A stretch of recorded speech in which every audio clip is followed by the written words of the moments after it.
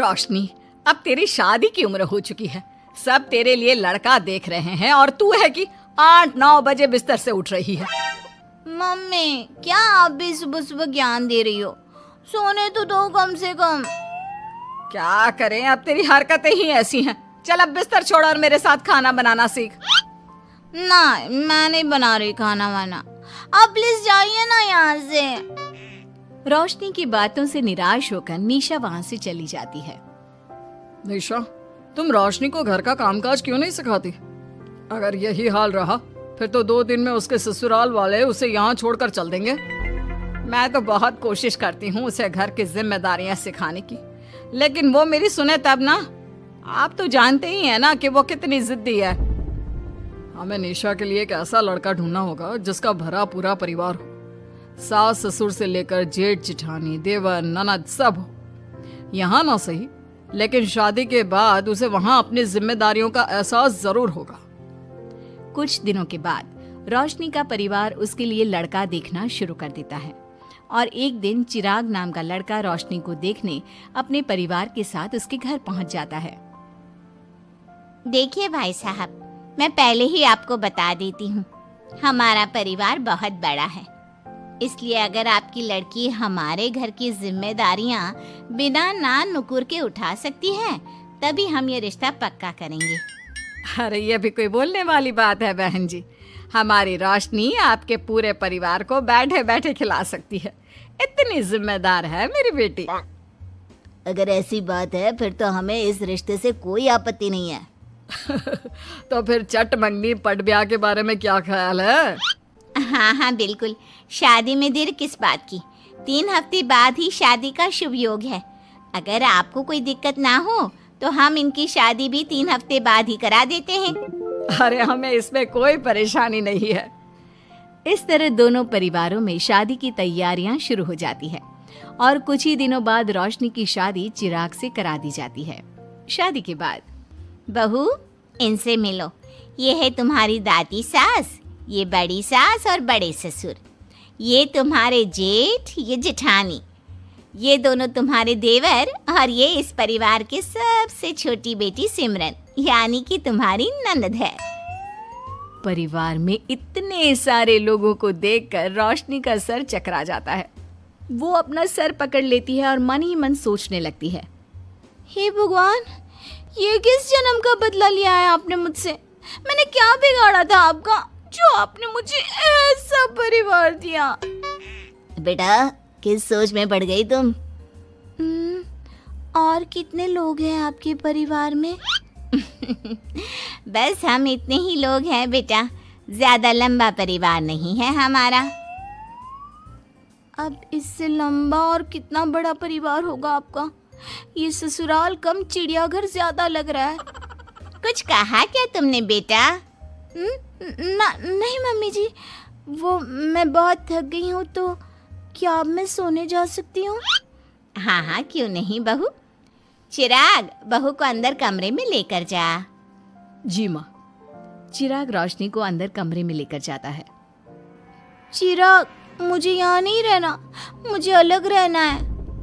ये तुम क्या बोल रही हो रोशनी? अभी तो आई हो तुम और अभी अलग होने की बात कर रही हो। परिवार वालों को पता चलेगा तो कितने दुखी होंगे वो लोग। मुझे नहीं मतलब किसी से, और इसे तुम परिवार कहते हो? ये परिवार कम कोई गली मोहल्ला ज्यादा लग रहा है। रोशनी, अभी तुम नई हो इस परिवार में, इसलिए शायद तुम्हें ऐसा लग रहा है। कुछ दिन में आदत हो जाएगी तुम्हें। चिराग की बात सुनकर रोशनी अपना सर पकड़ लेती है। आपको समझाना तो दीवार में सर पटकना है। मैं सो रही हूँ, लाइट ऑफ मत करना, मुझे अंधेरे में नींद नहीं आती। इतना बोलकर रोशनी बिस्तर पर लेट जाती है। रोशनी को देखकर चिराग का मुंह खुला का खुला रह जाता है।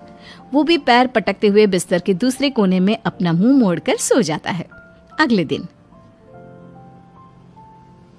देवरानी जी, आप उठ भी जाइए, सुबह के 6 बज चुके हैं।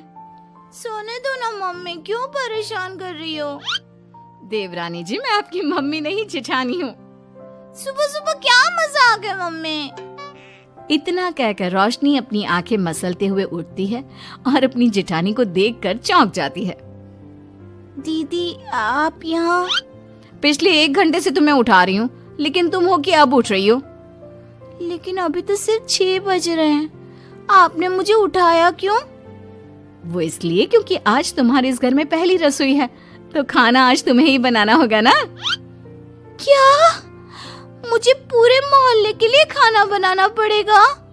नहीं रोशनी, तुम्हें पूरे मोहल्ले के लिए नहीं, सिर्फ परिवार के लोगों के लिए ही खाना बनाना है। आपका परिवार किसी मोहल्ले से कम है क्या? कुछ कहा क्या तुमने? हाँ नहीं दीदी, आप चलिए, मैं अभी फ्रेश होकर आती हूँ। आरती वहां से चली जाती है, जिसकी थोड़ी देर बाद रोशनी भी रसोई में जाकर मजबूरी में सबके लिए खाना बनाने लगती है। पूरे 2 घंटे मेहनत करने के बाद उसका खाना बनकर तैयार होता है। वाह बहू, खाना तो बड़ा स्वाद बना है। सच में बहू, तुमने भले ही बहुत देर लगाई खाना बनाने में, लेकिन खाना बहुत स्वादिष्ट बना है। आपके हाथों में तो जादू है देवरानी जी। मैं तो कहती हूँ अब से रोज आप ही खाना बनाया कीजिए, क्यों मम्मी जी? हाँ हाँ बेटा, बिल्कुल ठीक कहा तुमने। रोशनी, आज से रोज तुम ही खाना बनाना। ये सुनकर रोशनी चौंक जाती है। खाना खाने के बाद सभी लोग रोशनी को शगुन का नेक देते हैं और फिर अपने अपने रूम में चले जाते हैं। क्या यार रोशनी, इतना टेस्टी खाना बनाना जरूरी था क्या? अब फंस गई ना तू। ये सब माँ पापा की वजह से हो रहा है, उनके कारण मुझे ये सब झेलना पड़ रहा है। रोशनी गुस्से में अपने रूम में जाती है और अपनी माँ को फोन मिलाती है। मम्मी, मैं आपको कभी माफ नहीं करूंगी। आपने जानबूझकर मुझे इतने बड़े परिवार में भेजा है, जहाँ मुझे सांस लेने की भी फुर्सत नहीं है। हमने ये सब इसलिए किया ताकि तू अपनी जिम्मेदारियां निभाना सीखे। अब मायके की तरह ससुराल में भी अपनी जिम्मेदारियों से मुंह मत मोड़ लेना। मुझे नहीं रहना माँ यहाँ। इस घर में जितने लोग हैं उतने तो हमारे गली मोहल्ले में भी नहीं थे। माँ, मैं आपसे आपकी सारी बातें मानूंगी, पर प्लीज मुझे यहाँ से ले जाइए। बिल्कुल नहीं, अब से वही तेरा सब कुछ है। वहां से भागने के बजाय अपनी जिम्मेदारियां पूरी करना सीख, इससे हमें भी थोड़ी खुशी मिल जाएगी। माँ की बातों से निराश होकर रोशनी फोन काट देती है, जिसके बाद उसकी नजर नेक में मिले पैसों पर पड़ती है और वो फटाफट से बिस्तर पर बैठकर पैसे गिनना शुरू कर देती है। अरे वाह, ये तो पूरे 25,000 रुपए हैं। किसी ने भी 5100 से कम का नेक नहीं दिया। चलो अच्छा है, कुछ तो फायदा हुआ इतने बड़े परिवार में शादी करने का। अब इन सब पैसों से मैं अकेले शॉपिंग करूंगी, बहुत मजा आएगा। शॉपिंग के बारे में सोच सोच कर ही रोशनी अपने बिस्तर पर कूदने लगती है। उसे बिस्तर पर कूदता देख सभी लोग चौंक जाते हैं। भाभी, आप ऐसे क्यों उछल रही हो? छोटी बच्ची हो क्या? अपनी ननद की बात सुनकर रोशनी का मुंह खुला का खुला रह जाता है। थोड़ी देर बाद रोशनी घर में बिना बताए शॉपिंग के लिए निकल जाती है और शगुन में मिले पूरे पैसों को शॉपिंग में उड़ा देती है। शाम में, देवरानी जी कहाँ गई थी आप? जानते हैं सब आपके लिए कितना परेशान हो गए थे, कम से कम आपको बताकर तो जाना चाहिए था ना। सॉरी दीदी, मैं आप लोगों को बताना भूल गई। वैसे इतने सारे बैग किस चीज के हैं? तुम शॉपिंग करने गई थी क्या? हाँ दीदी, वो आज नेक में इतने सारे पैसे मिले थे ना, तो मैंने सोचा क्यों ना मैं उन पैसों की शॉपिंग ही कर लूं। अरे वाह, ये तो बहुत अच्छा सोचा तुमने। मम्मी, पापा, सिमरन, देवर जी, सब बाहर आइए। देखिए रोशनी हम सब के लिए क्या लाई है। रोशनी कुछ समझती उससे पहले ही वहाँ सब लोग आ जाते हैं। क्या हुआ आरती बहू, क्यों चिल्ला रही हो? अरे देखिए ना माँ, रोशनी हमारे लिए शॉपिंग करके आई है। वो देखिए, रोशनी हम सब के लिए कितने कपड़े लेकर आई है।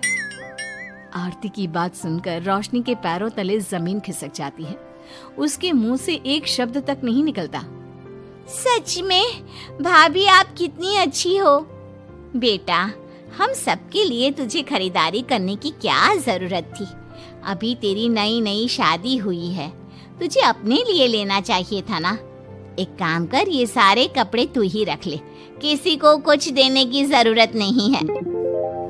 चलो, कोई तो समझदार है इस घर में। वाओ भाभी, कितनी सुंदर ड्रेस है। ये शॉर्ट ड्रेस मुझे पता है आप मेरे लिए ही लाए होंगे, है ना? इसे मैं रख लेती हूँ। माँ, रोशनी इतने प्यार से सबके लिए कपड़े लेकर आई है, हमें मना नहीं करना चाहिए। तू सही बोल रही है बेटा, उसका मन रखने के लिए मैं ले लेती हूँ 1-2 साड़ियाँ। रोशनी झूठी मुस्कान लिए खड़े होकर सब देखती रहती है। देखते ही देखते उसके लाए सारे कपड़े घर वाले आपस में बांट लेते हैं और अब सिर्फ एक रुमाल को छोड़कर उसके पास कुछ नहीं बचता। अब ये रुमाल भी क्यों छोड़ा, इसे भी ले ही लेते। इतने में ही सिमरन रोशनी को आवाज देती है। भाभी, वो गलती से रुमाल रह गया है, क्या वो मुझे मिल सकता है? रोशनी वो रुमाल भी सिमरन को दे देती है। इतनी मेहनत से मैंने ये सब कुछ लिया था, लेकिन इन लोगों से मेरी खुशी बर्दाश्त नहीं हुई, कुछ भी नहीं छोड़ा। थोड़ी देर बाद रोशनी का पति भी वहां आ जाता है। मैंने सुना है आज तुमने सभी के लिए खरीदारी की है। तुम मेरे लिए कुछ लेकर नहीं आई? बस फिर क्या था, इतना सुनते ही रोशनी का पारा हाई हो जाता है और वो चिराग को घूरने लगती है, जिससे चिराग डर के मारे वहां से खिसक जाता है। हाय रे, फूटी किस्मत मेरी, जो ये जॉइंट फैमिली मेरे मत्थे चढ़ी।